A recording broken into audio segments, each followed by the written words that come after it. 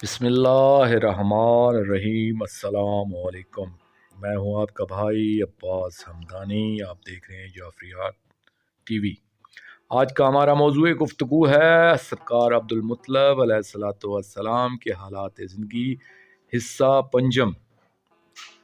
دوستو، بنی نجات تک جب یہ اطلاع پہنچی کہ قحطانی نوجوان غلط ارادے سے مدینہ سے روانہ ہوئی ہیں تو بنی نجار کے 400 گھوڑے سوار نوجوان فوراً سرکار عبدالمطلب علیہ الصلوۃ والسلام کی حفاظت کے لیے انتہائی سرعت سے روانہ ہوئے۔ سرکار عبدالمطلب علیہ الصلوۃ والسلام کی والدہ ماجدہ معظمہ کونین صلوات اللہ علیہ کو جب اس تمام صورتحال کا علم ہوا تو آپ نے فوراً حکم دیا کہ ہمارے لیے محمل تیار کیا جائے، ہم خود اپنے لخت جگر کے پاس جانا چاہتی ہیں، اور فوراً ایک تیز رو گھوڑا سوار غلام کو یہ حکم فرما کر روانہ کیا کہ بنی نجار کو ہماری طرف سے جا کر کہو کہ ہمارے وہاں پہنچنے تک کوئی کارروائی نہ کی جائے۔ دراصل ان کی شفقت مادری کے تحت یہ احساس تھا کہ اس جنگ میں کہیں ہمارے نور چشم کو خدا نخواستہ کو نقصان نہ پہنچے۔ ابھی قحطانی ملائی کی کٹی ہوئی گردنوں سے خون جاری تھا کہ بنی نجار کے 400 گھوڑے سوار وہاں پہنچ گئے۔ سرکار مطلب اور بنی نجار کے لوگوں کے درمیان ابھی سوال و جواب ہو ہی رہے تھے کہ معظمہ کونین صلوات اللہ علیہ کے غلام نے آ کر یہ حکم پہنچایا کہ ہماری تشریف آوری تک کوئی کارروائی نہ کی جائے۔ تھوڑی دیر بعد معظمہ کونین صلوات اللہ علیہ باپردہ تشریف لے آئیں تو آپ نے محمل ہی سے کلام فرمایا اور سرکار مطلب علیہ الصلوۃ والسلام سے مخاطب ہو کر فرمایا کہ آپ پر رب کعبہ کی رحمت ہو، کیا آپ یہ بتانا پسند فرمائیں گے کہ آپ کون ہیں اور آپ کا ہمارے لخت جگر سے کیا تعلق ہے؟ سرکار مطلب علیہ الصلوۃ والسلام نے آگے بڑھ کر اپنی محترم بھاوج کو سلام کیا اور اپنا تعارف کرایا کہ ہم مکہ مکرمہ سے آئے ہیں، آپ کے سرتاج کے بھائی اور اس نور چشم کے رشتہ کے لحاظ سے تو چچا ہیں، مگر حقیقت میں اس کے غلام ہیں، اور آئے اس لیے کہ حرم کعبہ اپنے وارث کی زیارت کو ترس رہا ہے۔ مسند امامت و ابراہیم علیہ الصلوۃ والسلام اپنے مسند نشین کے لیے بے قرار ہے۔ سرکار عبدالمناف علیہ الصلوۃ والسلام کا ممبر سرکار عدنان علیہ الصلوۃ والسلام کی دستار کے وارث کے لیے سوگوار ہے، اور کلید کعبہ مکرم سید البطحاء کی آمد کی منتظر ہے۔ ان وجوہات کی بنیاد پر ہم اپنے نور چشمین کو اپنے ساتھ مکہ مکرمہ لے جانا چاہتے ہیں۔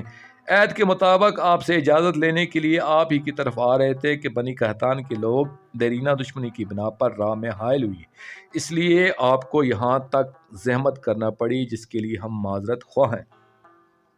معظمہ کونین صلوات اللہ علیہ نے فرمایا، بھائی حقیقت یہ ہے کہ ہم اپنے اس لخت جگر کہ میں مالک نہیں ہوں، کیونکہ یہ خود پوری کائنات کے مالک ہیں، لہذا جو فیصلہ یہ خود کریں گے ہمیں بس سر و چشم منظور ہوگا۔ ہم اپنے راحت جاں کو ہر حال میں خوشحال دیکھنا چاہتے ہیں۔ پاک شہزادے کی آنکھوں سے آنسو جاری ہوئے اور والدہ گرامی کی خدمت میں عرض کیا کہ اگر آپ مناسب سمجھیں تو فی الحال ہمیں اپنے چچا جان کے ساتھ مکہ جانے کی اجازت مرحمت فرمائیں، کیونکہ اس وقت حکم حبیب یہی ہے کہ ایک پاک والدہ اپنے پیار کی قربانی اس کی بارگاہ میں پیش کرے۔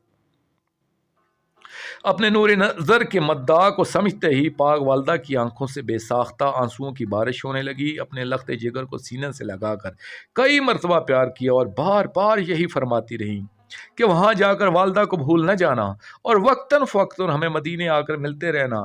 7 سال کا یہ شہزادہ اپنی والدہ سے اجازت لے کر اپنے چچا جان کے ساتھ مدینہ منورہ سے مکہ کی جانب روانہ ہوا۔